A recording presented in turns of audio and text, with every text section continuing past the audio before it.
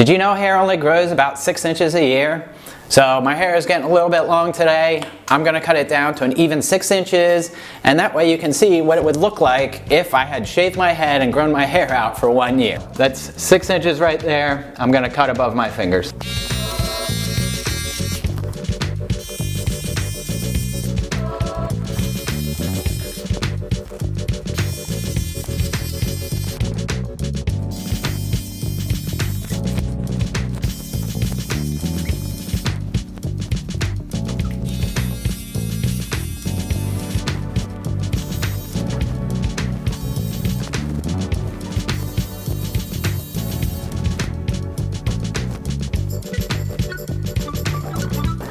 Alright, I'm back. I just rinsed my hair. I didn't do anything else. I didn't trim the hairline or anything. So this is just a straight 6-inch long cut all the way around.